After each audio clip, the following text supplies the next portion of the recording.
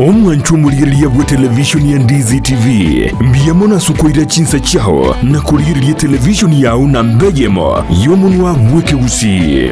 Bono, onye kubwate nganende yonsi yukwe murungania woso komenta. Na bogo toikera ase utwa kiresimi ase namba enotisano na ibire inyesato isano nemo ibire isato isano na isato isano na ibire eyemo. Gose, otorikere yukorike ase email ya ndizitv@gmail.com. Boigo na bugo tonyora ase mitandao yaito buna Ndizi TV News Digital ensemo ya Facebook, YouTube nigotogotoka buna Ndizi TV News na boigo TikTok nigotogotoka buna Ndizi TV News. Nabo ogututarira sikia bisichito icyo kirebo cyobwe kiro ya embassy ekeroko genda nyakoe ase bara ikurwa kisi kogenda Kisumu. Ndizi TV obwansu bwomugusi omurigereria bwe television ya Ndizi TV nigoto kuiraniria ngambiya muno asoko genderera guturigireria na gutusira kira rituko asemerubiriyo yeito yonsi chinsemero ngebere nenge.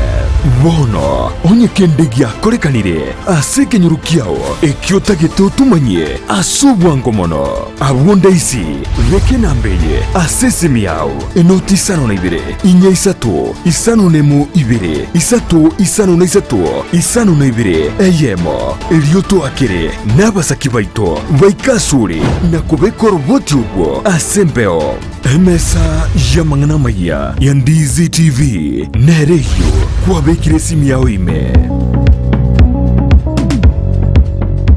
asegati yaito ntobwata abantu bali nobolema n'abantabwa mbabwata magani yabo mbabwate byewa mbasomete naboigo mbatagitama baga asemeremo nakubwatisuwa asubugima bwokera lituko inyora obolema igorobole inyora kerema nkelikose kwa inyora ekerema ngechiche nakyo gekogera asumuruburyo bwobolema asubugima Jared Wilberforce niga gukoretera ensemo iliotamanyiti igoro yabo turabe tugwesemia kwemanyia na kwegokia ase amanganonsi pi ali arengete abantu baito abali nobolema ayekwarorire bagotenga kera rituko ria Jumanne chinsa isano nemo chia mogaso no moiroro rituko ria Jumapili chinsa isato nenusu chia butuko oborema asubugima ime ya Ndizi TV.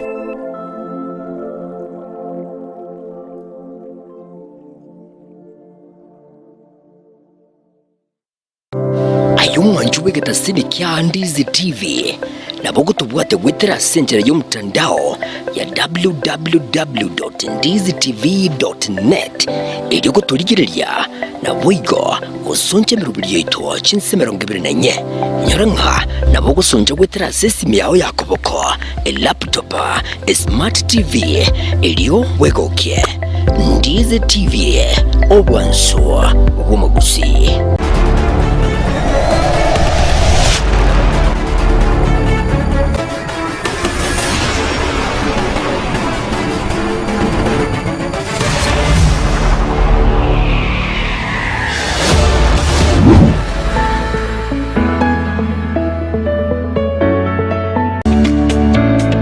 Obolemi nobonda n'umuruburyo bwogwesemia na kwimanya iguru y'obolemi bwekerero asa abalemi bonsi imeyaliro balia gusina beire ngo batebya nga obolemi nobonda naboigo obolemi netsiro na beire ngo gotalia imeyaliro balia gusitumera n'abalemi ao asto gusangana gukwana mange obonda bwensi ya Kenya nigo bokorwa ase ebimeri ao gatie ebimeri ebyone kawa echae gatie binde binge imanye obolemi bwa mugondo obotugi bwetugo na teknolojia yekerero y'abalemi bande bagendrete gutumika na kubaletera ligesa linene na Mildred Momanyi. Igombwatie imeyo muroberi bw'oboremi nobonda oyogo chira butambiri tukolia maine ense mone nusugo ikachinsa ibere cha magoroba ndocho okaletera amangana mange igoro y'oboremi nande nigongo gotebya nga tika ne irio tware oboremi obonene elindonya onyara kubaga gukora oboremi nabo gutwara ikiginge gesinini kulinde okoro oboremi bosomete nando nyigotete endagere yetio kebuya elinde linayo igwe obote bwoko yeria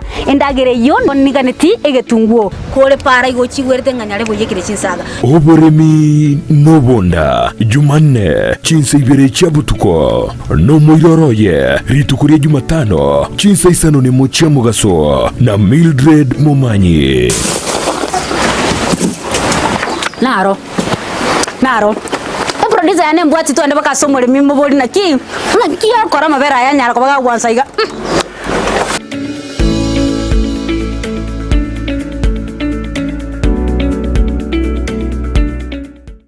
Asegati yaito ntubwata abantu bali noborema nabantabwa mbabwata magani yabo mbabwate byewa mbasomete naboigo mbatagitama baga asemeremo nakubwatiswa asubugima bwokera lituko inyura oborema igoro bore inyura kerema nkerikose kwa inyura ekerema ngechiche nakyo gekogera asumuruburyo bwoborema asubugima Jared Wilberforce niga gukoretera ensemo iliyotamanyiti igoro yabo turabe tugwesemia kwemanyia na kwegokia ase amanganonsi pi ali arengete abantu baito abali noborema ayekwarorire bagotenga kera rituko ria Jumanne chinsa isano nemo chia mugaso no moiroro rituko ria Jumapili chinsa isato nenusu chia butuko oborema asubugima imeya Ndizi TV.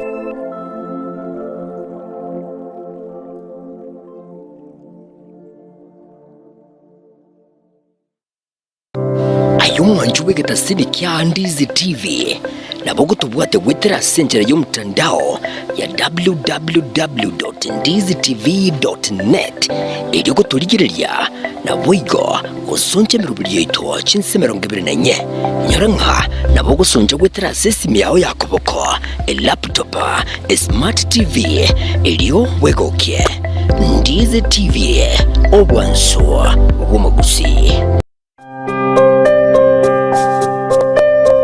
Kunazo simulizi nyingi na za wengi ambao wanahitaji msaada. Baraza is one of the stories. Baraza alikuwa analala nje. Anasema ati kila mtu atafute kwake, alafu mimi naambiwa nitafute babangu tuende kukula huko.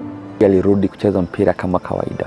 Anatumwagia maji, anapasua vitu kwa nyumba. Alafu kuna siku nyingine hapa alikuja akafungia mamangu kwa nyumba, akaanza kumchapa.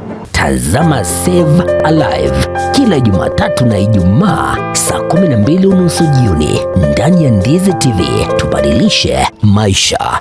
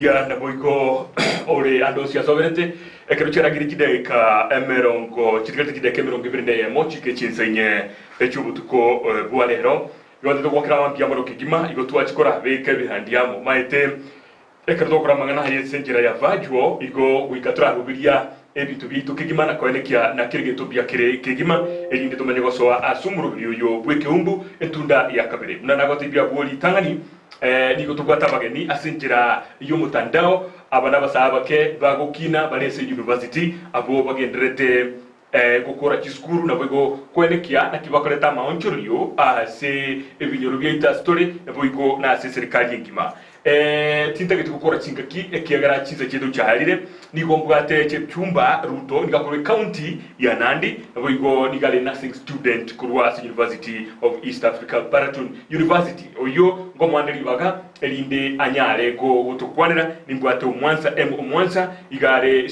nere omworokibwa ase University ya Mount Kenya na boigo nigare Omurai garo murai kigima bwa basai kurwa ya school ko mwandiri baganere atokwane na boigo ninde na wakili ongaki kurwa ase University ya Mount Kenya nere is a youth leader murai bwa basai nere ko mwandiri baga na boigo Mark Okech nere bono akuruka Mark Okech oditi nere ndigakurwa se University area ya Mount Kenya University na basaba ke bagokina bono abakonkegima babota geta Montreal imeyese ya Kenya na ngeno manyete igonkuru kwa John kebati ekerobono twero kegima to akamangana ya na yoka igirinde tokore bono mwachumuriria bwate simi yao ndikire SMS ngaite Abigail ogobekire enamba SMS gurugaria so a Facebook ndikere ujumbe garia sokara kwa so iraria nindoche bare bakego batumire ujumbe cyabo buna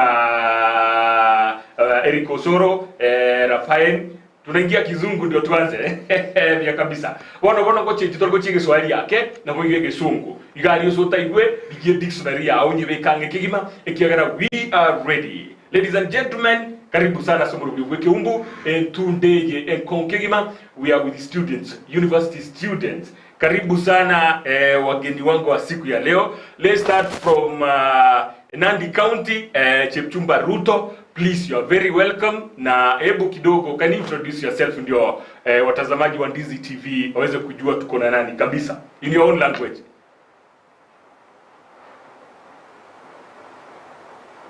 Thank you so much. Kigurana Chepchumba Ruto, Abuno Nandi County. Bye bye rani, part of you. Yeah. Ngiberurak Jehovah. Thank you. That's so beautiful. Yeah, thank you. I'm done. What I'm saying? Yes. Yeah. Can I translate it? Yeah, please, let's do that. Can I translate it? Go ahead. Yeah, I'm saying my name is Chepchumba Ruto from Nandi County. Nursing student at the University of Eastern Africa Baraton. It is an international university based in Nandi. And I'm born and bred in Nandi. I'm happy to be part of Ndizi TV this day so that we can engage, discuss on matters that is affecting us currently. So I'm a student leader, an emeritus student association president, and a youth advocate. Yeah. That is enough. That's very good. Thank you very much for a very comprehensive introduction right there. We go to Omwansa M. Omwansa. Please, you are very welcome. You can equally introduce yourself. Ndio tuendelee mbele. Ladies and gentlemen, watu wangu mtoa ile kwa sibanchi ngo cha usidi. Kwa majina naitwa Omwansa sana Omwansa. I am a student leader for all universities in Nairobi region, and I'm a son of the soil, school at Mount Kenya University School of Law. Glad to be here so that we discuss one of the issues here and there. Asante sana Bwana Omwansa. Vizuri kabisa. You must have seen him around anafanya mambo mazuri kabisa to make sure that this whole thing with Gen Zs and the revolution yenye unafanya inafanyika vizuri kabisa. We go to Wakili Ongaki. Hebu introduce kabisa na uingie katika mjadala. Kwa kwani monsipi maritane ngoruko Ongaki Denzel koru Kisi County chinsemo chiabo basi ewodi ya Samita Mokwerero. Nafurahia sana kuwa katika kipindi cha Ndizi TV. Mimi ni Gen Z na leo tunataka kuongelea mambo ambayo yanatuhusu sisi kama Gen Z na jinsi ambavyo tunaweza kujisongeza mbele na kuleta mabadiliko katika nchi yetu. Nimekuwa student leader katika chuo changu cha Mount Kenya in different forums until sasa nataka kumaliza na kutia shahada ya hiyo bachelor's law LLB. Nawashukuru sana. Asante sana bwana Ongaki for a very good introduction there. I realize there are students from your places when you may tune in wanataka kusikiza kidogo. I think if we use Kiswahili na Kizungu hivi that would be very okay. Mark Okech, please come on board now. Tuelezee kabisa, you introduce yourself formally kabisa.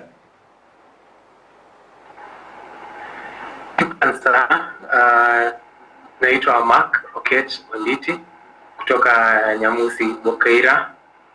Nimefurahi kwa hii program kueleza vijana na pia wananchi kuhusu haki zao na kuhusu jinsi ambavyo nchi inaweza kuendeshwa vizuri. Nimekuwa pia kiongozi katika shule na pia mimi ni active citizen, na ningependa kila mwananchi ajue sauti yake inaweza sikika, na ikifika mwaka wa 2027 tujisajili kama wapigaji kura ndio tuweke sauti mpya ya kuendesha hii Kenya mbele. Asante. Asante sana. After introducing yourselves hapo kwa kujitambulisha vizuri, sasa let's get straight into the point. How far will these demonstrations go? Hebu tuanze na Chepchumba. Kwa nini uko katika harakati za kuikomboa Kenya according to how you people are saying? Mnasema Kenya bado tuko katika ukoloni, sijui ukoloni mambo leo ama ni ukoloni ule wa kitambo. Please, where are we here and where are you people in the streets? Please.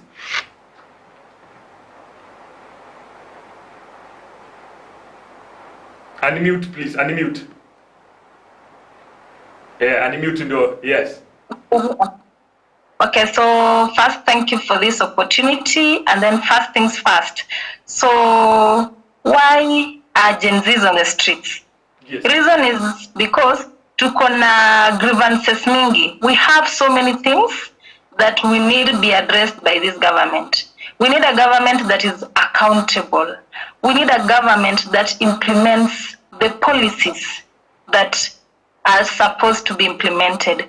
We need a government that doesn't impose punitive taxes to us, you know. So grievances zetu ni mingi, and we feel that yes, the president listens, but for my take, I think he doesn't comprehend. Ajatupata, ajatuelewa, and that is why there is a gap between the Gen Zs and the government. Yeah, thank you. According to you, ni nini hiki ambacho president hajashika vizuri? Because you guys asked the president to drop the cabinet. He did do that. Hadi IG himself is out of place. What is that unasema hajashika vizuri? What is this president hajasikia vizuri? And what do you want? Kenya and corruption, it has not been addressed. The taxes, it has not been addressed. There are so many things that have not been addressed. Now the president is addressing disunity. But we are united. That is why Anandi is in Dizzy TV today. You see, we already have the unity among us.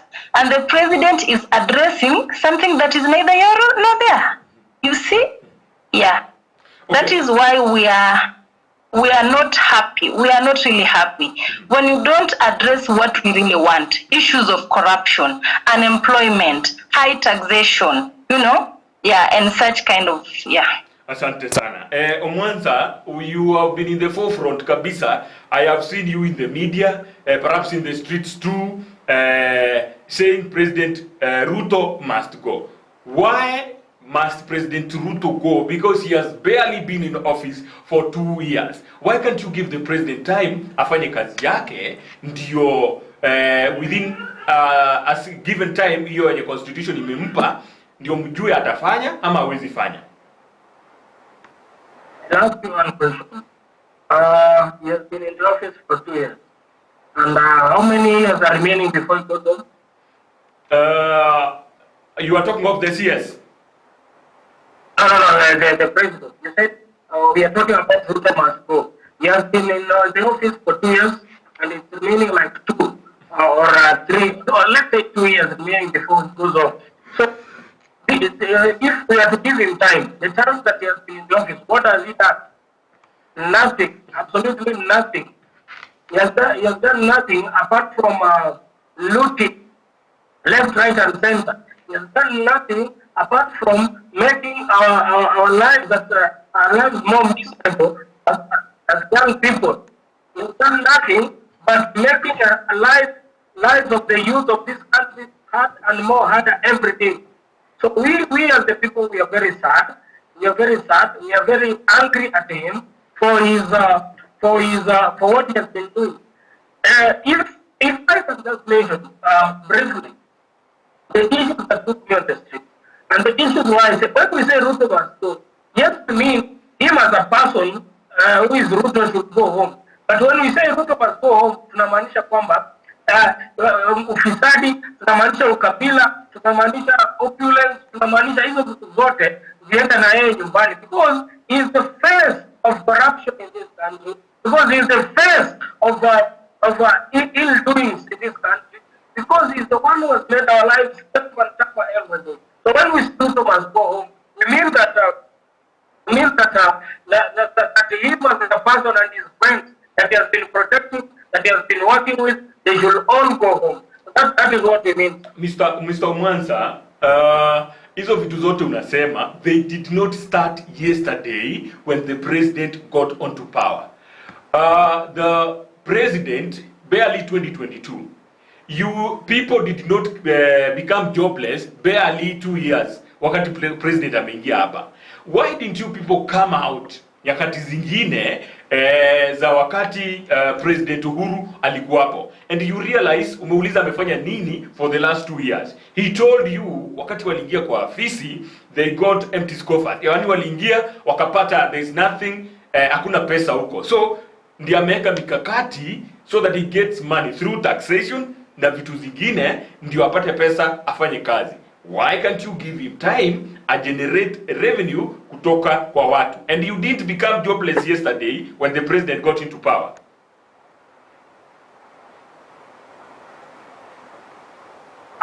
My good friend, I will tell you this for free. Ruto has been in the government since time immemorial. Since the time of Moi, YK92. Ruto has never lost any election. He was with Moi. He was with Kibaki during the coalition to 2007. He was in the Pentagon, one of the people who formed OTF, and they formed the government through Nusumkate with Kibaki. Later on, in 2013, he became the deputy president with Uhuru Kenyatta. 2017, still the deputy president. 2022 is the president. So he has been there. He has been there since time immemorial. So when we say that we give him time, what does he mean? When he said that he came in and found empty coffers, where was he? He was number 2 for 10 years. He has been in the government. He has lands. He owns a lot of lands in this country. He has money also in offshore banks account. He has done a lot. Right now we have the reason why we are saying Ruto must go now and not then is because we have reached optimum. For example, hata kama ni wewe ukifika pale kwa nyumba, kwa na bibi yako akikosea leo, akiweka chumvi mingi, unamuona. Kesho tena akiweka tena azijua pike ugali hajaiva, unamuona. Kesho akikuja lunch tena unamuona. Na kuna pale itafika useme hapana. Enough is enough. We are tired na lazima urudi nyumbani kwenda ukafunzwe ili uweze kuwa mtu mzuri. So we are saying that we are not going to give him any time. We gave him an opportunity. Yakate alitudanganya akatoa CS, thinking that he's going to do a better job and bring us different faces, people who are learned and who are learned and who are working very well. But what did he do? So this is not a person to give an opportunity or time. If you are giving him time, it's going to kill all of us and will not have any country here. Okay, thank you very much. Tutaendelea katika hiyo, we will come to that position ya MCS ndio tujue whether you guys are still happy with what was done ama you are still not happy. Wakili Ongaki, please, why are you mad at this government? Because each one of you has his own reasons. But at least kuna zingine zimeshikana pamoja. Ni nini hii ambayo amwezi suluhisha perhaps by mukuje katika meza? The president called you people out and said, get me somebody mwenye tutazungumza na yeye ndio we get to solve these issues. Why can't you use the formal way badala ya kwenda barabarani? Ningependa kuanza hivi Jared na kusema ya kwamba kulikuwa na civil activist alikuwa anaitwa Martin Luther King. Alisema protests is the way of the unheard. We as Gen Zs, we believe that we are the sections that we are not unheard by the government of Kenya. Na mimi kama Gen Z, kitu ambayo ilinipeleka kule streets, kitu ambayo government haijafanya ni kunipatia kazi. When Ruto launched his manifesto, dubbed the plan kule Kasarani in 2022, alisema ya kwamba 50% of the youths in Kenya are unemployed. And I get the presidency out at formal employment. Jared, up to now, that he will be launching what is said will be innovative hubs in each and every county. Kisii and Nyambira counties have not been do not have innovative hubs. Juzi ndo ameenda kulaunch moja kule Kilifi. Na when you investigate further, kwa hizo innovative hubs, alikuwa amesema ya kwamba he will give us online jobs. Juzi uliona Remotask. Najua Jared, unajua Remotask. Remotask iliacha to cease operations in Kenya, meaning that the youths who were enrolled in doing online jobs for the students in USA, they lost their jobs in that. Also, you talked about neocolonialism. Unajua kitu ambacho kinatupeleka kule streets ni ukoloni mamboleo venye ulisema.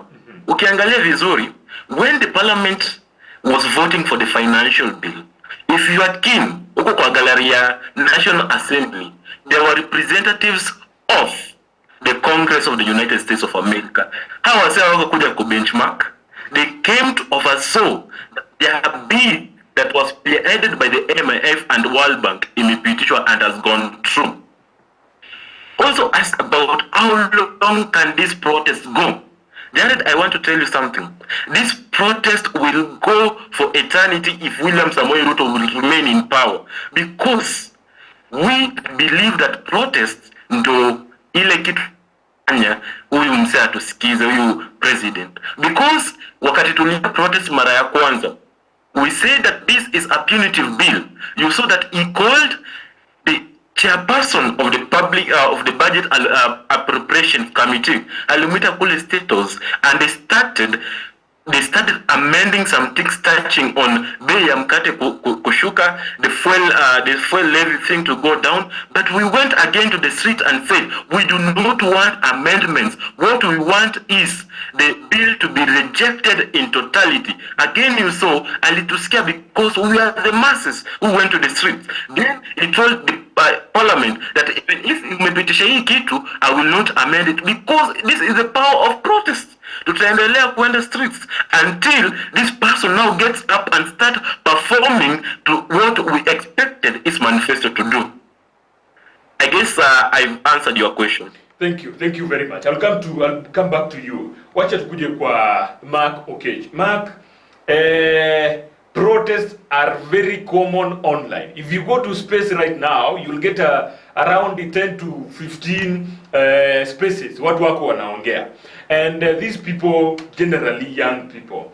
How are you people planning to reach this message uko kwa kina babu zetu ndio wapate hii ujumbe? Because majorly, you realize from the figures of 2022, 8 million people did not vote. And majorly, these people were young people like you who did not go to vote out there. How are you planning to make changes? Kama ID, amshiki, kama ampigi kura, all you can do ni kuprotest and your protests bado ziko online. Which plans do you have kuzichukua huko mitaani ndio mama zetu, baba zetu, babu zetu, nyanya zetu waweze kuingia katika mchakato mzima? Shukran sana Jared. Kwanza kabisa, uwanja wa siasa kwa sasa ni tofauti kuliko wakati mwingine wowote. Inasikitisha kuwa juzi tu wakati ambapo floods zilikuwa, watu walikufa, serikali haikufanya chochote. Sasa hivi tunaona medical interns wanalala nje ya hospitali, hawalipwi kwa miaka mingi, na hivyo kwa kusoma wamelipa karo. Tunaangalia kwa even the free primary education, free secondary education inataka kutolewa. Na hivi inanikumbusha jamaa aliyeitwa Charles Taylor. Charles Taylor aliishi akidhani anamiliki ile title deed ya Liberia. Inanikumbusha Nkuku Bendu wa Sabanga aliyedhani ndege yake ya Concorde kila siku itaenda kwenye palace yake. Na maanisha nini? Viongozi kwanza kabisa inafaa wajue uongozi na siasa ni kama koti la kuazima. Manake haidumu. Ipo siku uongozi itaisha. Ndiposa sisi kama vijana, mara ya kwanza, na huu uwanja ni tofauti, tumekuja kugundua sisi wenyewe inafaa tupiganie haki zetu. Sisi wenyewe inafaa tujisimamie. Ndiposa mimi kama Gen Z, maisha imetufinya ndio, na maisha miaka ambazo zinakuja mpaka 2027, vile tumeona wanasiasa wakijibeba, inamaanisha kuwa tayari wanasiasa wanasikio la kufa na halitasikia dawa. Hii inamaanisha uwanja wa kisiasa umebadilika, na sisi kama Gen Z tutajisajili na tutahakikisha mwaka wa 2027 ukifika tutakuwa hapo kupiga kura ambayo itabadilisha nchi yetu. Pili, ile swali ambalo ni vipi ambapo tutafikisha the message about change to the maybe the aged or the people in the village. Kwanza kabisa lazima tujue tofauti kati ya siasa na uongozi. Watu ambao wenye wako kwenye village inafaa wajue kuwa lile mambo anafanya ni mambo ambayo yanamnufaisha kisiasa. Ndio maana utaona watu kule Homa Bay ama watu kule Pwani wakisherekea watu hao wanapopewa hivi cheo. Lakini hiyo ni siasa. Sisi kama Gen Z tunaangazia uongozi. Uongozi inamaanisha sisi kama Gen Z tunataka viongozi, hata kama amepewa kutoka Pwani, hata kama amepewa kutoka Homa Bay, awe kiongozi ambaye anaweza kuwa na uadilifu. Uadilifu ni ile integrity. Huyu kiongozi ndio amesoma, lakini awe na integrity. Tumeona wana cabinet, wana viongozi ambao wanaweza badilisha nchi yetu.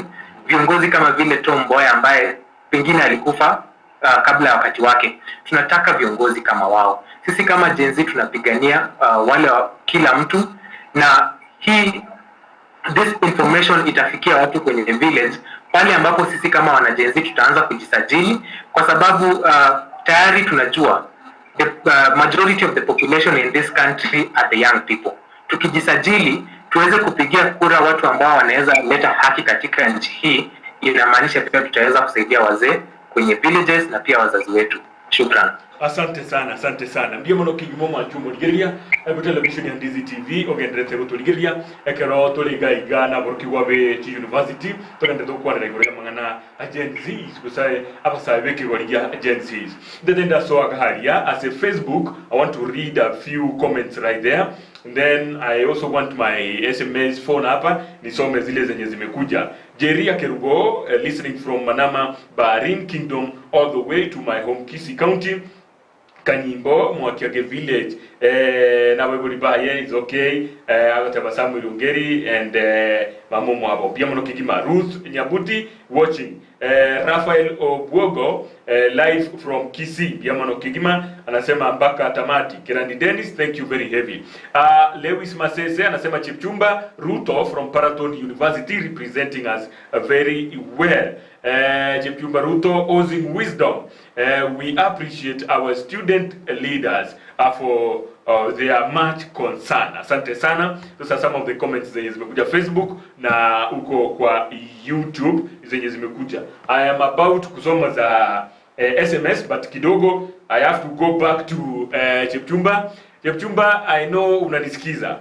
you come from the backyard of the president, Uko, Nandi County and those areas.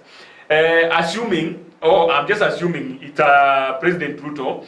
I'm assuming it's a bit difficult na mambo ya hii message kusema Ruto must go. How have you people, youth of that area, how have you found it easy or hard to throw this message around? How do you protest? How do you organize yourself to come out and stay and say Ruto must go in Nandi, in Uasin Gishu, in every other place? Thank you so much for that question. So I come from the backyard of the president, and honestly speaking, people from this region, we don't have that hashtag Ruto must go. We voted for this government. We have fully supported this government. It's just that we are disappointed. And we are privy to the fact that these problems did not begin with this government. They've been there. It's just that because of the tough economic times, the taxation that is somehow going overboard is what is making us to a little bit feel agitated. And we believe from the president's talk that he is able to act. What we don't understand is now, where is the problem? Why doesn't he just act? Why doesn't he stop corruption? Why doesn't he support the hustler? No, because he's the chief hustler and he understands the situations that we are in. Why doesn't he just do the things that we are asking him to do? Yeah, that is basically what I can say on that. So ilikuwaje ile siku ambapo watu wengi walitoka kwa barabara? How were you handling the streets ukiwa uko Uasin Gishu and the university around there with this message? Mkiwa kwa barabara, how did the police handle you? So first is that the university that I come from, we are on long holiday and there were no mandamanos around the university. That should be very, very clear. But there were mandamanos at Kapsabet town and Eldoret town, which were very, very peaceful, except for the looters that came and interfered with the demonstrations towards the end, and which was very, very disappointing. Personally, I don't like chaotic scenes because I believe we can address our issues without being chaotic. And when we demonstrate peacefully, I believe that we can best be heard. Instead of being chaotic, being arrogant, throwing stones, I believe we can be heard best if we demonstrate peacefully. Thank you. All right. Asante sana. Now, tukuje kwa Omwanza, it has been said that you are being funded from outside. In fact, kulikuwa msemaji wa serikali alisema Russia is sponsoring the protesting. Kidogo kuna mbunge anaitoka Gombe alisema ni Illuminati, and then there are people who said the government rather walisema ni Ford Foundation. You kama students wa university ambao you are in the forefront, how do you get money to buy those coffins zenye tuliona zilikuja kwa street, to buy t-shirts, to buy firimbi na kununua bendera? Where do you get this money from? And is it true kwamba you are being funded from outside ili kuharibu nchi yetu? I want to remind you that this person that you named, me, I don't take him as my president. He's not my president. I did not vote for him. Whoever voted for him, you are my president should have voted. Ford Foundation has been here since 1964, since independence. Ford Foundation has employed thousands of young people in this country. Ford Foundation has always worked with the government in several occasions, supporting Mwananchi. Ford Foundation is always on the forefront to ensure that the rights or the rights of Kenyan citizens are being upheld. So what I'm trying to say is, Ford Foundation, even the other day when the US president was in place, we had World Foundation officials at State House dining with the president. So why was World Foundation then a good thing, but days later, we are what? We are they are a threat to our country. And this Ruto is been seen as a person of double standards. Today he says this, tomorrow he says this. Kesho yake anapita sisi ndo watoto wake. Kesho kutwa anasema we are not taking our country down.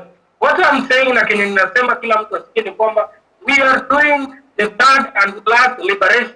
We must liberate this country from the yoke of corruption. We must liberate this country from cartels who are looting left, right, and center. Looting from the Ministry of Health under the NHIF. Now they are bringing the sheep. Why do we need sheep? NHIF is something good, only that the policies that are there are not implemented. We were brought the issue to the same, whatever. That is also another channel of looting money. Millions and billions of money are getting lost every day. Now they have come to the Ministry of Education. We are being told to do the university funding model. The university funding model, the one itself is not working. Unaniambia mimi kwamba if I have two parents, kwamba if I have two parents, it means I'm well able, I can pay my school. That you can only pay school fees for person who has a single parent. That is all. So no one is funding us. And what you see on the roads, you come with what you have, I come with what I have. That's what we are doing. So no one is funding us. No one is funding us. And it's on record. I say that we are leaders, and if they insist that we have a leader, our leader is one Jacob Juma, that they chief. And I want to remind Ruto, stop infringing our rights as Kenyans. The other day, they threatened you guys of the media that you should not host us, that you should not record or cover demonstrations. In which country are we living?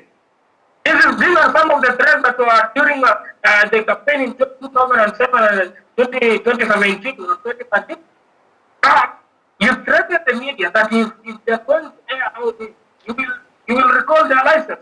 But that is so. But Mwanza, just to cut you short, nikuulize kwamba you realized kuliporwa maduka yaliporwa, vitu ziliibiwa kutoka kwa maduka, you realized that one happened. Now, how do you expect the government ikae isiulize who is funding you? Because at the end of the day, even if you have a good point mnataka kuweka kwa serikali, why would you be involved with na mambo ya vitu kuibiwa? Because watu wakiwa wengi pale, you can't say this is a genuine protester na huyu is a goon. How do you people separate nyinyi wawili? Ndio serikali iseme huyu ni protester mzuri na huyu ni goon amekuja kuharibu mali. Bro, I want to tell you this for free. I'm a student of law. I am a student of political science. And in my classes, one of my units back then, actually, the person even who taught me that unit for political science is in parliament right now. He's an MP from one of the constituencies. I don't know if people knows. He's from Rift Valley. He's called Maio. The guy taught me that about divide and rule. How countries, how these colonizers used to use the divide and rule to segregate people and to win above us. So you see, on the first day when we went on the road, the president came and said, these actions were serious actions. He said that we are criminals. Why? So that he can brand us as criminals, so that he can deal with us, not as Gen Zs, but as criminals. That is what they have been doing. Look at last week on the road, they went and funded the Boda guys, and it's on record and we have evidences. They put fuel for them, they gave them 1,000 shillings to come to the road, to counter us. Why? So that then for them, they can be like criminals to join us, so that we can, all of us, you can look like a criminal, so that they can attack and kill us. Okay. That is the plan that they have been. Okay. So, what is it? Yes, Mr. Amino Mwansa will come to that hiyo mambo ya goons and talk more about it. I want to go straight to Wakili Ongaki, nimuulize.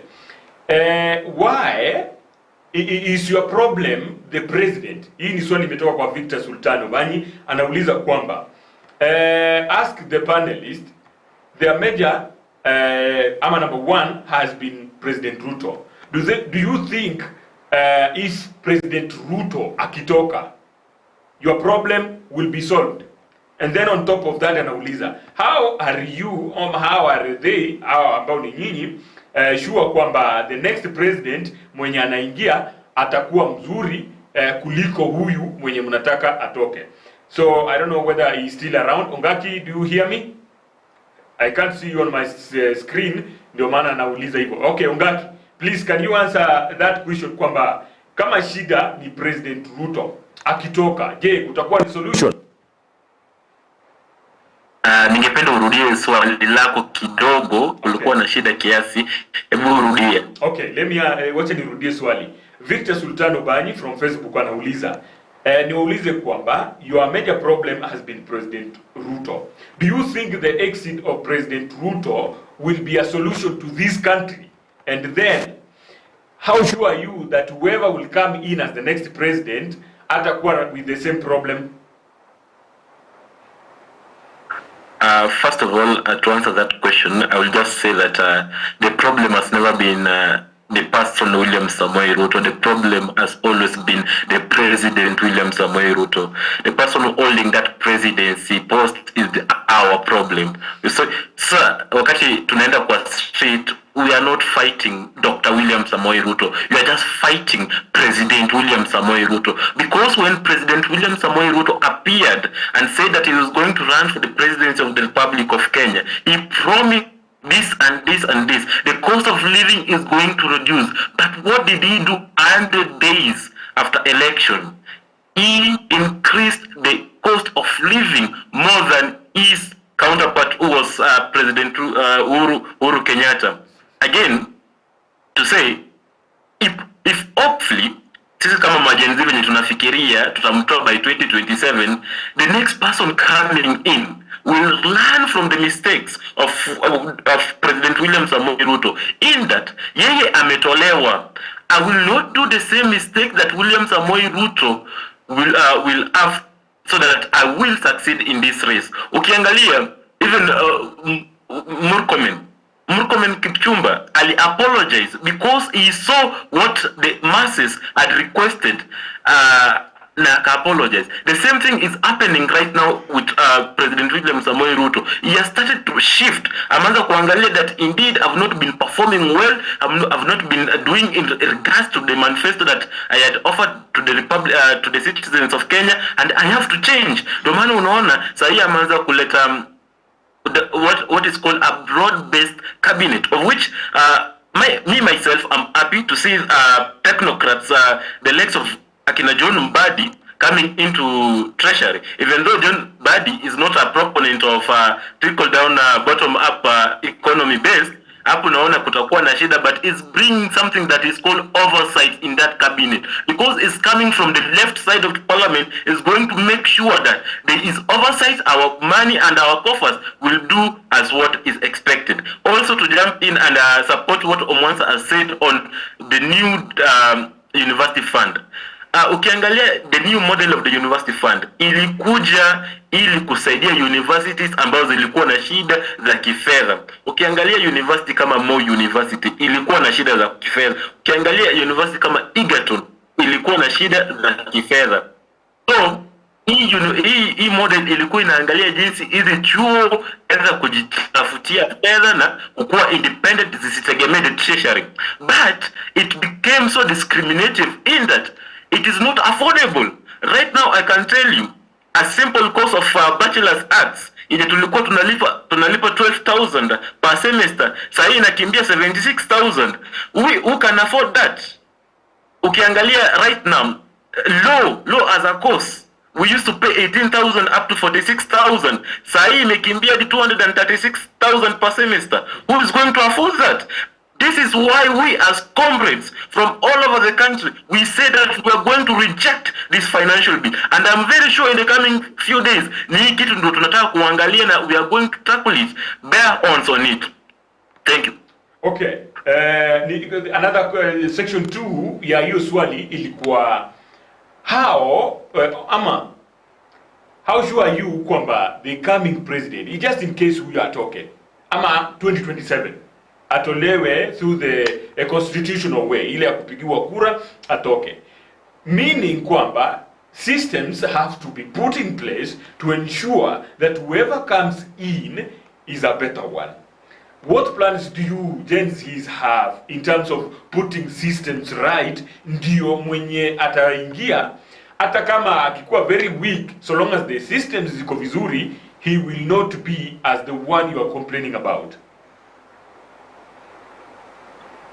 Just to answer that question, sisi kama Gen Z tumeona ya kwamba even the constitution in itself conjunctively inasema ya kwamba the president can only leave office, number 1, through death, through impeachment, or through a general elections. No. So if we wait until 2027, this is how we are going to do with the issue of the system, as you may say. Kwa sababu sisi kama majenzi tulienda kwa street tukasema, one thing that is making all these problems go is the rogue system that is in place. Number 1 is the issue with the system. Unajua kila politician akiingia huko anapata system iko hivi na anaanza kuadjust according to the system. We as Gen Z tunasema come 2027 we shall be there, we shall vie for these positions, we shall enter into any political party yenye tumeanzisha ama existing, so that we can change this reform. And I can tell you, come 2027 a majority number of member of parliament wataenda nyumbani. You will see young people occupying those seats and ensuring that these reforms have come to pass. Thank you. Fair enough. Asante sana kwa hilo. Now I want to go to Mark na nimuulize kwamba you protested from day one, the president listened, the finance bill yenye ilikuwa ni problem, it was put aside. Yani ilitiwa kabisa. In fact, was it yesterday or on Thursday? Ndio walikuwa parliament wa bunge wakaimalizia kabisa, it was deleted, so whatever was given back to the president was nil, hakuna kitu ilipeanwa. The president went ahead na akavuta cabinet yake, even though amereconstruct tena vizuri. He still went ahead and the IG of police alitoka, mwingine akaingia. Na amefanya changes kadhaa zenye ndogo zenye amefanya, venye alisema according to the hiyo script yenye alitoa ama speech yake. Why can't you go back to your classes and sit down musome? Kwa sababu the changes zenye muliitisha president amesikia na amesema give us time, because if you listen in the spaces and everywhere where Gen Zs are, they are saying on Tuesday they are coming back to the barabara. Why can't you stay back na president anaendelea kufanya kazi? Because these things, Rome wasn't built on a single day. Come on, Mark.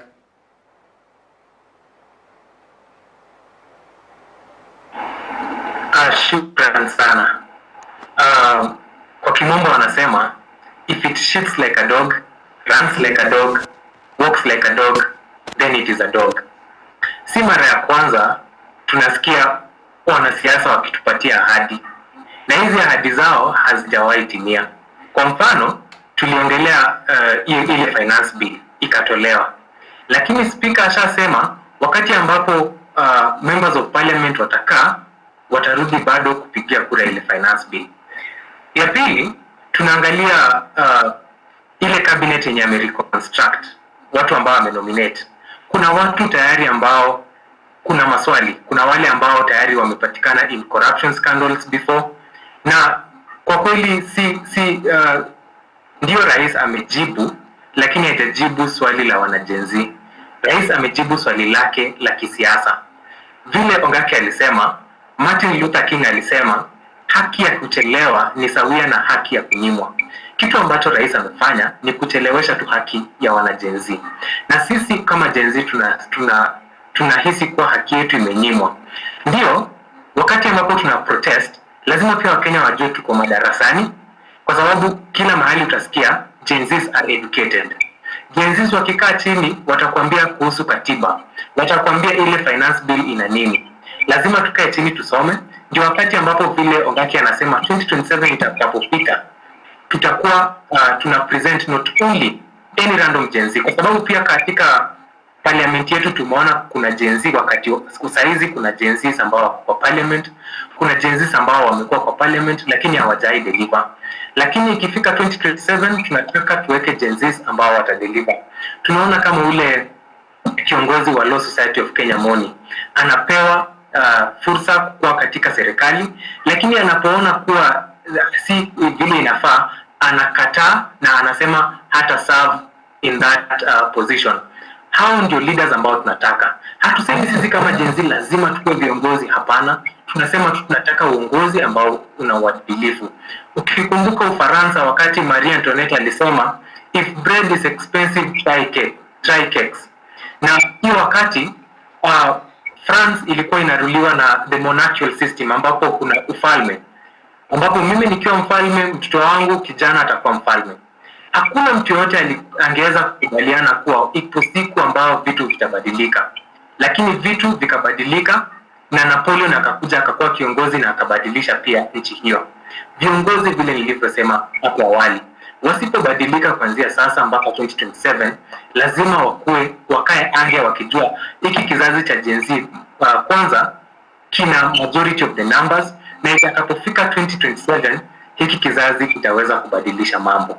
Shukran. Asante sana. Let me read a few comments hapa. Kuna wenye wameandika huko YouTube, kuna wenye wameandika kidogo. Helen Mukandu anasema proud of my son Wakili Ongaki. Diamono Kigima, thank you. Lewis Masese anasema we as the Gen Z, we are out here genuinely protesting for this government to address the issues which of course have been there, but now hardly pressing us and imposing us to miserable life, and the government must address this with immediate effect. Anasema lazima serikali iangalie haya mambo kwa haraka sana. Let me also read SMS hapa moja mbili. Kuna mwenye ananiuliza hapa. Let me see. Anaitwa thank you our panelists for being well articulated. Please John, ask the panelists, now that maandamano has been in one way or the other been hijacked, does they think they should pause demonstrations and go and restructure and re-strategize themselves? This question imeulizwa na Jared Waharo. This question goes to Chepchumba. Maandamano mmefanya imeonekana kuwa countered na imeingiwa na goons na perhaps some politicians wenye wamechukua advantage. Don't you think it's high time you restructure and re-strategize yourselves? Thank you so much for that question. Yeah, I believe we started well. But along the way, seemingly some people got advantage of it and we somehow became irrelevant because of the things that happened along the way. And for my fellow Gen Zs who I've interacted with, I've always shared with them, and I will say it here, that I think it is time that we pause and rethink and try and look at, have we met our objectives thus far? If not, then why? And what might have cost? I mean, what were our objectives? Was it to let the government be accountable, implement the policies that they ought to have implemented, but we as the Gen Zs see that they haven't done that right? Or was our objective to just see this government of the day out of office? I believe that was not it. Our was to advocate for our rights as the citizens of this country. We want to see educated people getting employed. We want to see the doctors earning the right amount of money that they ought to be earning. We want to see that our taxes are being used well. Being taxed is okay, but we don't want to see that we are being overtaxed. So now that we don't seem to be meeting our objectives, the people who've hijacked our idea, the people want to make it not to seem as if it is not working. It is time we pause and think and see what are we doing that is not right and how are we going to re-strategize. Then we come back in a different way, in a better way, in a more organized manner, in a less chaotic way. Maybe then we shall be heard better. Maybe the president hates chaotic scenes. Maybe the president doesn't know how to handle people that are demonstrating and there are looters here. We have criminals in between us, but we are not seen as genuine demonstrators. You see where the problem is coming? Then it's time for us to pause so that our fellow comrades, our fellow brothers and sisters, our fellow Gen Zs are not killed each and every other time. You know, that's so hurting and that's so painful for me. I don't want to see my fellow youth losing a life advocating for the right thing. I think it's time we pause a little, re-strategize, think about it, and see how else can we do this. Okay, Omwansa Stanley anauliza, it is known that young people are known to just make noise during elections. They don't vote because of ignorance or they simply don't register as voters. Ask him what the Gen Zs, what are they going to do differently in the next general election? I think we have a plan as the Gen Zs. We want to educate people on what they should be doing. Okay. We want to participate in these coming elections, that is the 2027. We want to elect people who will have our interests at heart. We want to have new faces. People would want to see Kenya grow. People understand that we have a vision 2030. We are almost getting there. Apparently, or rather unfortunately, we might get to 2030 without having achieved the vision that we have. So, as a Gen Z, we are educated, we will educate the people, we will elect the people that we feel they can represent us better. Okay, Omwansa, you can also chip in on the same. What are you going to do differently going forward?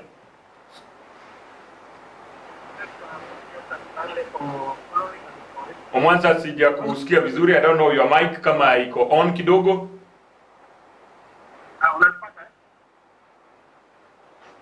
Can you hear me? Okay, yes, I can hear you. I don't know, kidogo kuna issue kidogo, wacha iangaliwe kidogo. Meanwhile, ndio tunaendelea kujiweka vizuri, then we move forward kidogo. Tuangalie kutakuwa namna gani. There's a little issue yenye inashughulikiwa. Sijui kama unanipata sahi? Yeah, I can hear you. Can hear you.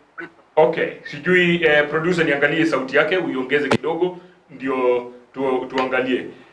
Swali ni kwamba what are you people going to do differently? Kwa sababu saa hii you cannot just get the president out of state house namna hiyo. Kuanzia saa hii mpaka uchaguzi, what are you going to do differently ndio muone mumeleta changes? I thought the question of my good friend here is Stanley asked that you can hear me, right? Meanwhile, wacha nitulie kidogo ndio tutakuja kwako. Wacha tuende kwa wakili Ongaki kidogo. Meanwhile, tuangalie mic yako vile iko kwa sababu nasikia sauti yako is not coming out very well. Wacha tuangalie hivi. Ongaki, you can come on kuna swali hapa kuhusu mambo ya makanisa. You young people mmekuwa na issue na mambo ya kanisa. How is it kanisa imeleta matatizo pia? Ongaki, kama unanisikia, I believe producer utaniwekea kwa screen ndio niweze kujua kama amenisikia kidogo. Ongaki, how has the church contributed to hii problem tuko nayo, and how can we use the church to bring changes? Jared, nimekupata na first of all mimi mwenyewe naendanga kanisa. I go for the Adventist church, and I can tell you for through the church and as an whole, it contributed to the mess we are right now actually, because when you look at the church, they like massage the egos of the politicians. Whenever a politicians appear in any church, regardless of the denomination, you will find like wazee wa kanisa, they tend to hear and respect anything kenye politician anawaambia. Pesa ambazo bursaries zinafaa kupelekwa zisaidie watoto ndo zinakuja huko kujenga kanisa. Watu wa clergymen wananunuliwa kwa chai na wanakubali, wana massage the egos of the church. And again, to the face of your question on how the church can be used as a symbol of change in our politics, the church should call out these politicians. Juzi uliona the Catholic priests, they came out and said and warned President Ruto, if you continue like unity in Kenya, that is the way the church should be a factor in guiding our politicians. In that ukiona politician anafanya makosa, you as the church, you have to guide that politician. Not being at the church unongoja Sunday, you welcome that politician, tell him to tole kitu kidogo so that we continue. No. That is not the way we as Gen Zs want this thing to go. That's why tulianza occupy things to do with churches, because the clergy were finding it hawakuwa na tole sauti yao to fight these politicians. Also, to jump to the question asked to Chepchumba on what is the way forward. Is it time to restructure? Is it time to pause this maandamano? I can tell you for a fact, we are not going to pause these maandamanos, because when we pause, donasikia the acting general of inspector anasemaje, we are going to ban demonstration in CBD. We cannot allow it. We cannot allow the police to infringe Article 37 of the Constitution. Article 37 of the Constitution provides for the freedom of association and attack it to equal limited. Because when we pause, ndio wanaanza kufanya hivi, wanaanza kuweka vikwazo ili sisi kama majenzis tusitoke kule nje. Pia nataka kuongelea thing to do with the public debt of Kenya. I think pia Gen Z tumekuwa tuna raise, because every now and then the president has been borrowing. Omonza can tell you, we were in another forum, we have been asking the same questions. Today Kenya goes to the IMF, borrows money, but we do not know any projects that have been fruits of that loan. Ukiangalia right now, Kenya is almost reaching the debt ceiling yenye the National Assembly imeka. For our viewers, the debt ceiling ni ile limit yenye serikali haiwezi borrow further from that. That is the 50% of GDP. Right now, Kenya has borrowed $60 billion. Our debt cap is at $120. Ukiangalia, right now he has borrowed, is in the process of borrowing so that he can recompensate the funds that were going to be generated by the financial bill. We want to ask President William Samoei Ruto, mbona asiingie katika county government zetu, because we know individuals who are evading to pay tax. Big companies in Kenya are evading to pay tax, but he is not talking about those companies. So we want him to come, press KRA, so that these individuals that are said to be deep state waanze kulipa ushuru. Again, when you compare our public debt allocation with East African countries, ukiangalia country kama Uganda, their debt occurrence is at $6 billion. Ukiangalia ya TZ iko katika $4 billion. Ukiangalia ya Congo. Hata nirudi hapo kwa Tanzania wako at $4 billion, sisi tuko at $60 billion. Na wao unaona wameleta hata SGR ya stima, sisi bado tunatumia ya mafuta, kwa sababu hizi pesa ambazo wanakopa wanaenda kutumia ili kupokonya na kutumia na kujifurahisha kule kwingine. Hayo ndio naweza kusema kwa sasa. Okay, nataka kurudi nyuma kwa Omwansa, sijui kama mic yako imekuwa vizuri. One of the questions nataka kukuuliza, have we lost hope na parliament? Kwa sababu all that has been said na Ongaki ni kwa sababu ya parliament yenye inastahili kuangalia our debt yenye imehit the ceiling. All these other things coming to kuchaguliwa kwa ODM members, do you think parliament itawa scrutinize vizuri? And those who don't have papers and those who have performed dismally in their previous jobs, ndio wawarushe nje. Do you think there is any hope kwa parliament? I don't know if you can hear me now. Yeah, though from a distance, utaongeza tu sauti hivi ndio tuendelee mbele. Okay, it's okay now. Yes, that's all right. Thank you. So what I'm saying is we have lost trust the parliament. It is the 14th parliament that we have. This parliament is full of cartels. Is full of people who are to themselves. There's nothing that they are doing. But I want to appreciate my two members of parliament. Parliament of West Mugirango, Mr. Steve Mogaka, member of parliament for where I come from, 31st Mugirango, and here in Nairobi, Amos Mwak. These are the people that have been supporting us, have been giving us bursary, have been on ground using the CDF allocation the way it's supposed to be done. But now look at the other members of parliament. Members of parliament, what they're doing is just killing people, is eating people's money and not doing anything. You see, all that they're doing is just worshipping and doing according to what the executive says. So, and I'd like to go back to the question of Stanley. Stanley asked the question, and I want to remind him that we are the Gen Zs. We are not the youth. We are not the young people. We are not young. We are not young.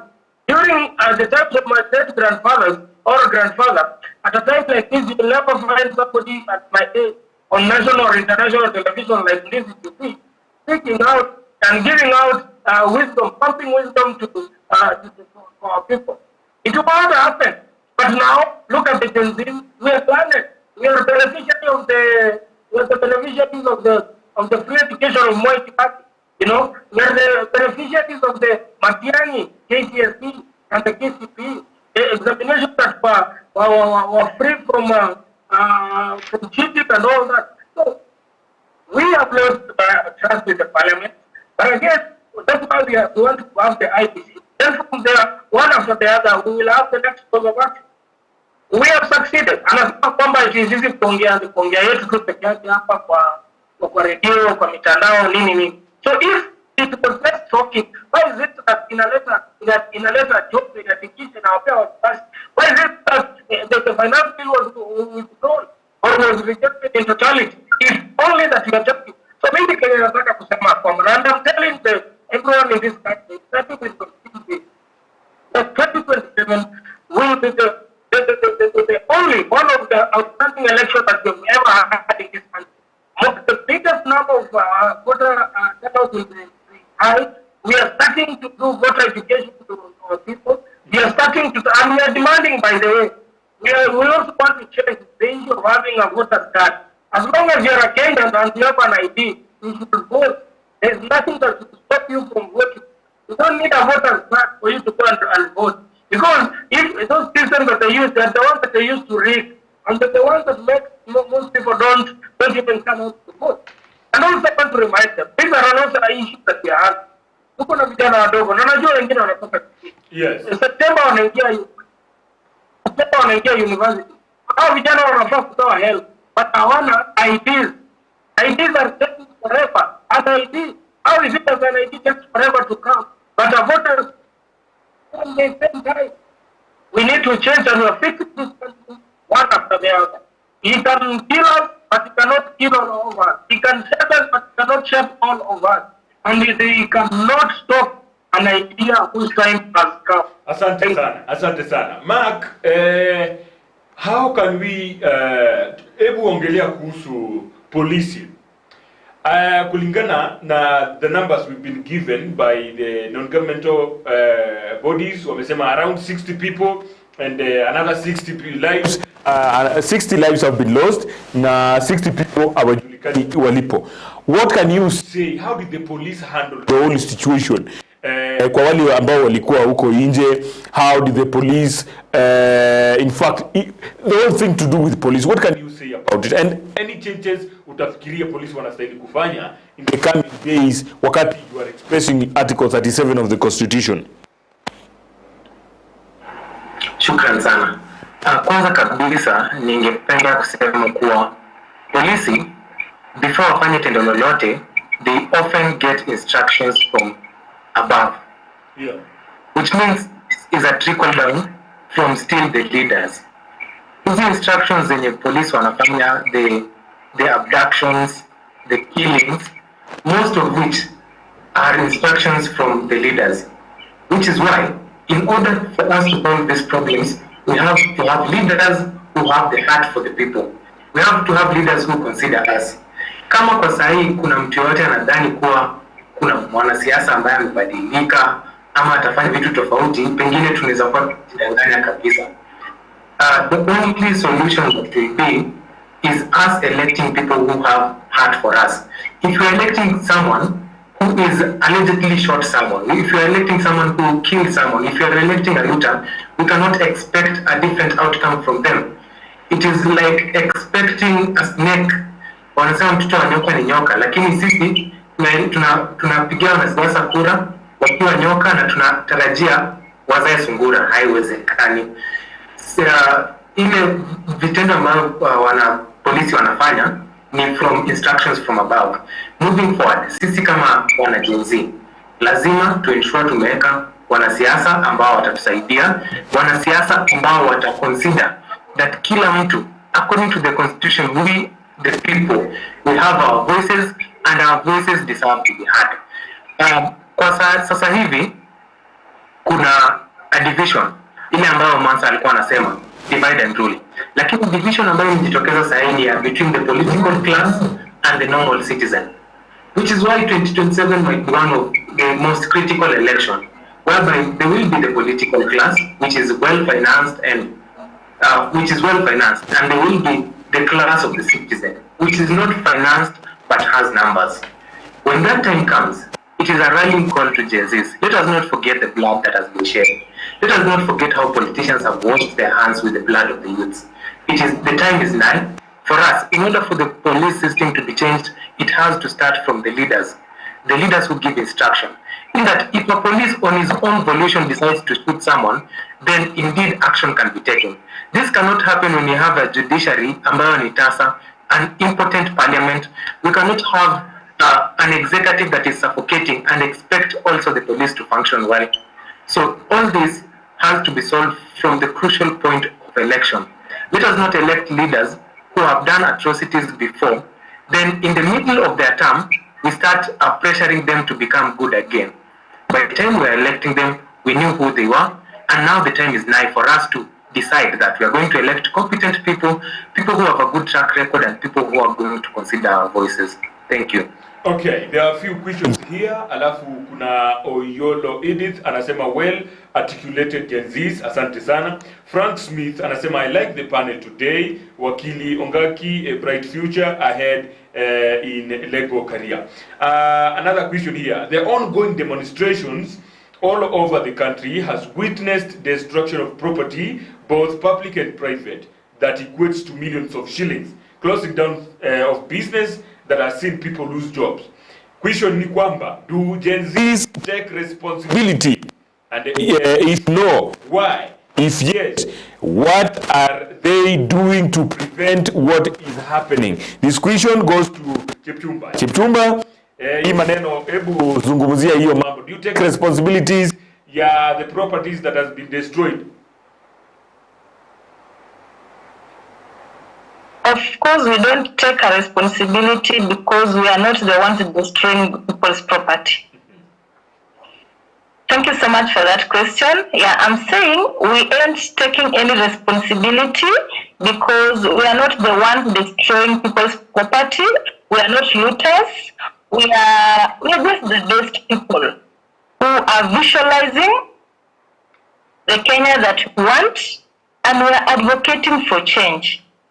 When we simply go to the street with a bottle of water and a placard saying reject finance bill, how then will I be responsible for those looters, thieves, and criminals who will come and join us in the name of demonstrating, and they end up destroying people's property?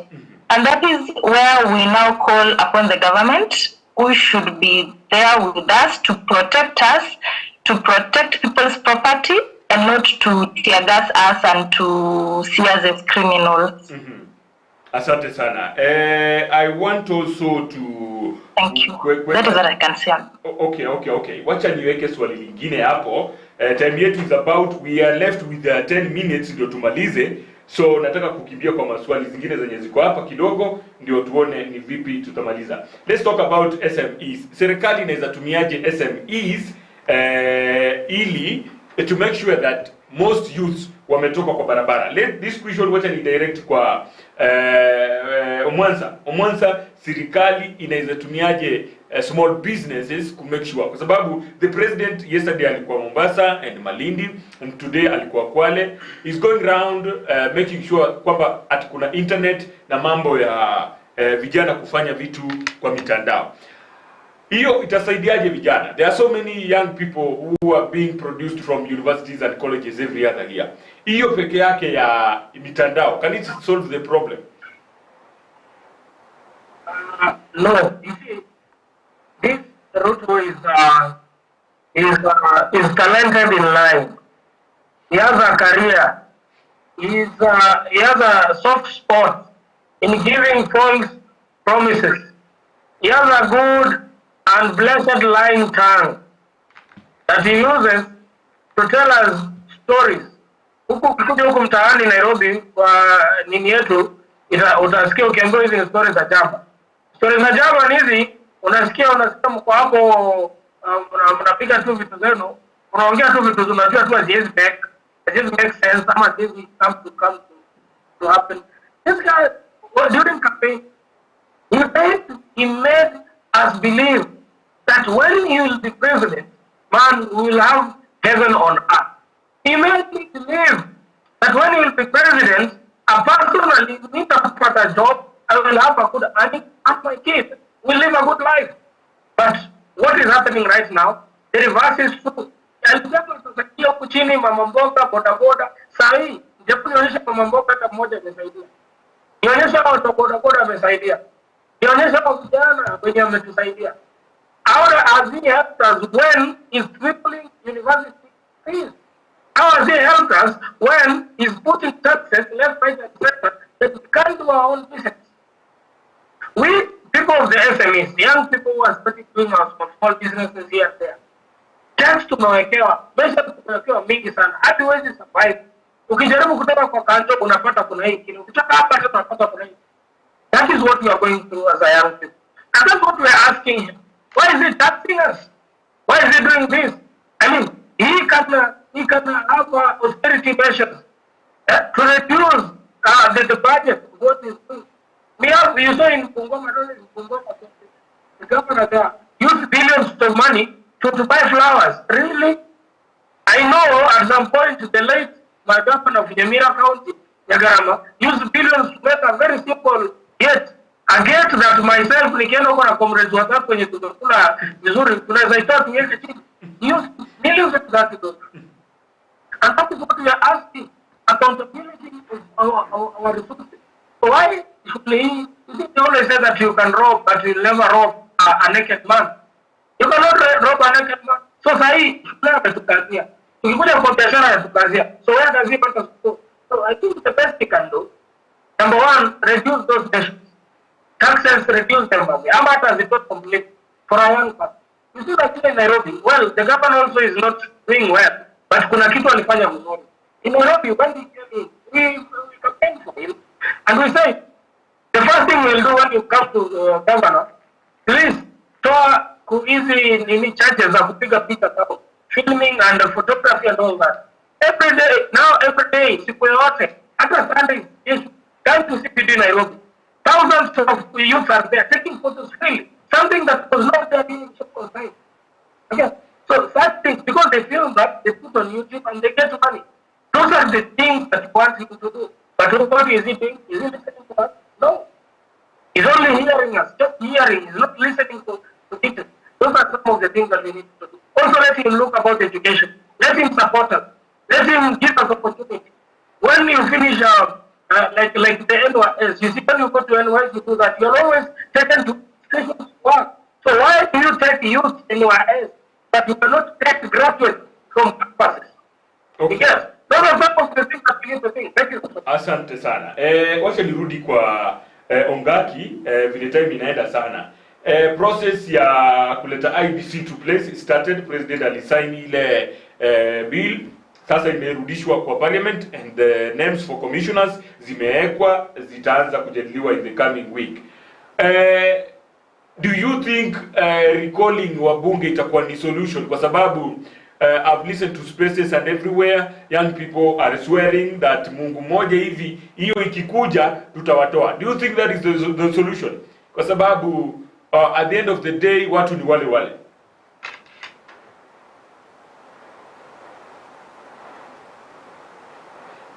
Ningependa kwanza kusema hivi ya kwamba the constitution of Kenya, it has been categorical to say that in Article 1, the sovereignty of the people is all. That the powers lies with the people.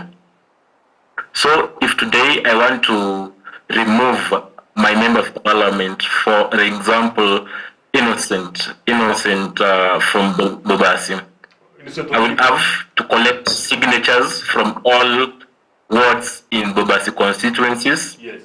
These signatures have to be the voters who voted in 2022. Okay? So you cannot go and recall a member of parliament and yet you are not in the voters registration. Okay? Again, if you want to recall a member of parliament, according to the Constitution of Kenya, you have to approach the High Court with the grounds of the impeachment that you want to table. Okay? Let's say, for example, I want to impeach Innocent.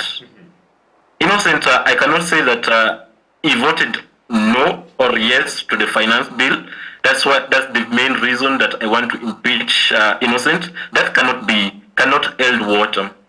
The grounds for impeachment has to be, number one, is he has to be incapacitated, gross misconduct. The thing that we as Gen Zs want to apply is the vote of no confidence. That we as voters, we as the electorate, we as the constituencies, we have lost faith in you. Again, in recalling a member of parliament, the Constitution of Kenya is clear that the member of parliament has to serve a half of his term. Okay. Let's say, for example, we want to impeach a member of parliament, let's say Korea Budget Allocation Committee, because he voted yes, is the person who tabled the punitive bill of the financial bill 2024. Yes. But the Constitution is clear. He has to have served a half of his term. Ukiangalia venye ulisema tukianza, it has only been 20 months and of impeaching these MPs be met. If it has been met, we as Gen Zs under Article 1, indeed we can impeach these leaders. Again, that's for calling. Again, ukiangalia sasa hivi, now that the rumors saying that the parts of ODM and UDA have joined forces, they know very well that the force of Gen Z is not a joke. Kila mtu anajua it's not a joke. Tuliwasalimia, tutaendelea kuwasalimia. Even Osoro anakubali alipata salamu. Now they have introduced and they want to amend the Elections Act of 2020, saying that it will be, if not able to recall any member of parliament in Kenya. Ukiangalia, first of all, they are infringing the fundamental foundations of the Constitution of 2010, in that the citizens want to wanafaa kuamua on sensitive issues such as referendum and anything to do with the civic education. So we as the Gen Zs, in conclusion, say that we will recall any member of parliament that we have lost any confidence in them. Also, in breaking into Dr. Babazuri's question on SMEs, to give an example, we as the youth see at kuingilia this small scale employment. There has been the issue of getting licenses. I can give an example. Me and my friend wanted to start a butchery business back at home.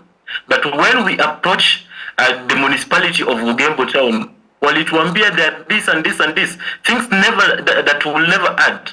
Imagine a comrade and get after 200,000 just to give greedy and corrupt individuals at the municipality council in Ugembo town. It's so unfair. So what can the president do? The president has to come up with laws and bills that are not bureaucratic in nature. Okay.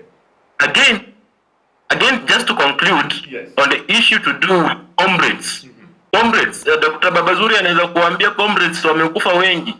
We are going now to petition the High Court because we understand law. We are going to petition the High Court. We are going to work alongside the families that lost their kins so that we can file a claim of compensation.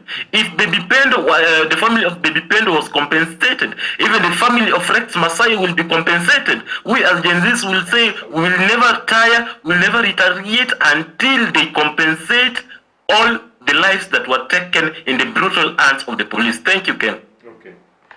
Asante sana, thank you very much for all this, kwa sababu tumeongea sana about 1.5 hours. Kidogo hatuwezi maliza. We can't finish this in just one sitting. We have to organize another sitting another day. In conclusion, I just want to give you a fraction of a minute, please. Ndio useme ya mwisho hivi as we conclude this. Wacha tuanzie ladies first, wanasema hivyo kwa Kiingereza. So let's start with Jepchumba, please. In a fraction of a minute, you can say your last submission, please. So thank you so much. All I want to say is that to my fellow Gen Zs, let us unite around issues and values. From this, we will be able to choose, to unite in choosing leaders that have a vision for the country. Thank you so much. Asante sana Chepchumba, being very short like that. Omwansa, please, hebu rusha your mistari 2-3 hivi za mwisho. Meanwhile tukipanga tena siku nyingine tutakutana ili tuweze kupiga ngumzo zaidi. Kuambia Kenya wenzangu kwamba we are not going to give up. Sisi kama Gen Z we are fearless. We are fearless sana. Matendo tumeteseka na nchi imefanya mpaka tumekuwa tunakuwa gumu sana. Like we will not be scared. Like I said, killers, they can abduct us. The other day they abducted me from where I was. They took me to some underground police station, and I was there in the dark. But they came out alive, and I'm here to ensure that this business goes on. Wala wanasema si mambo ni bado. Tunaanza watu si kwa kinga, na sisi kama jamii tunarudi kwa drawing board, tunajipanga and will come back. And when we come back to think and think bigger and better. And like I said, during the independence time, our first liberation, we got it from the white. Second time, Raila and the King got us the second liberation from the boy here. And now, this is our time. We don't want people to sit down close to our revolution.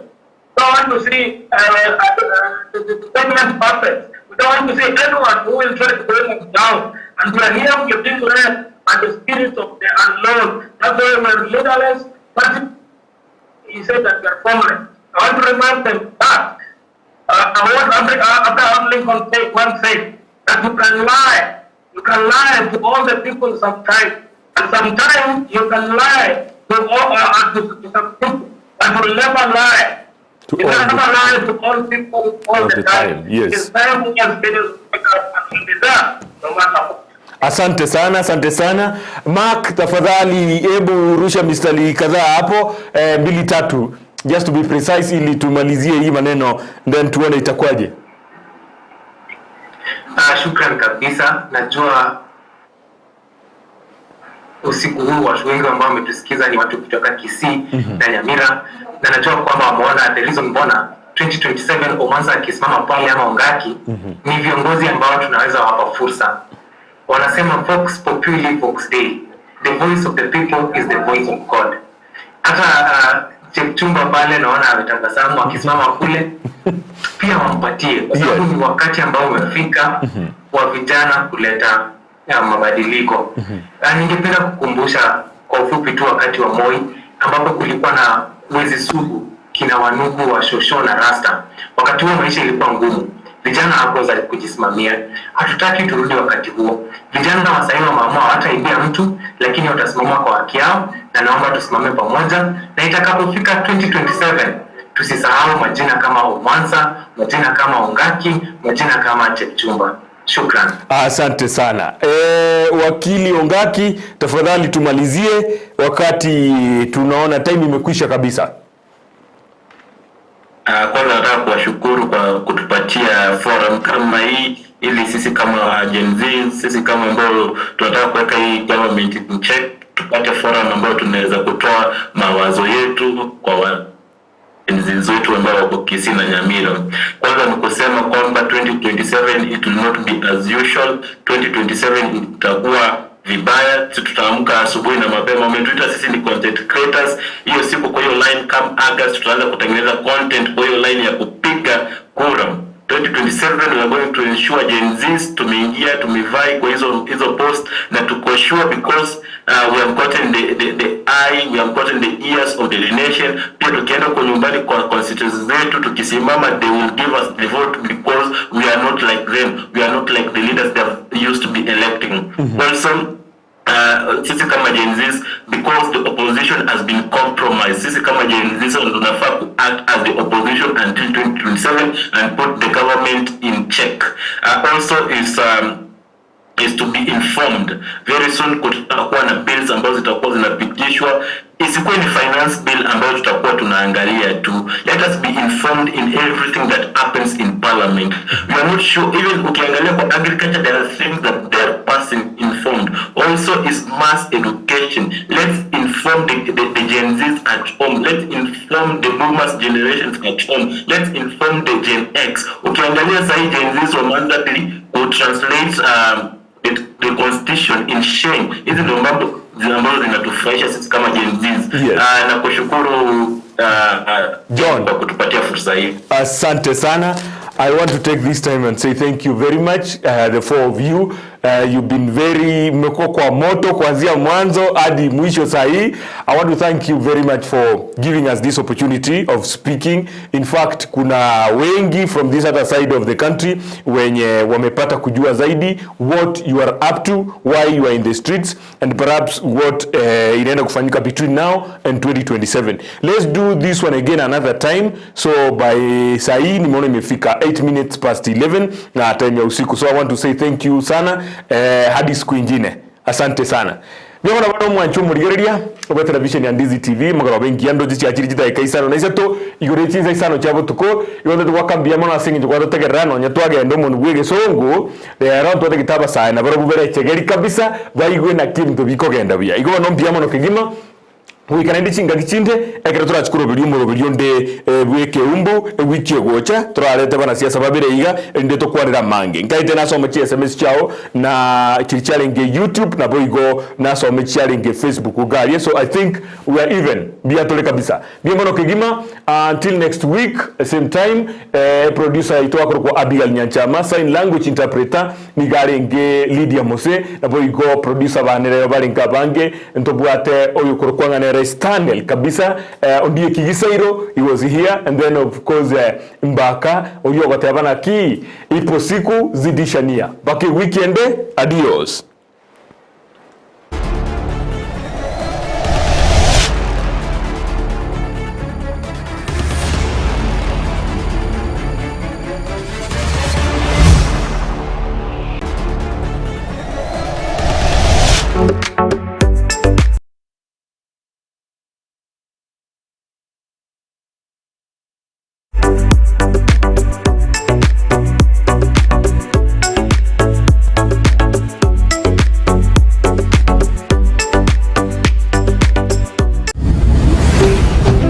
Ndizi TV, ubwansu bw'omugusi.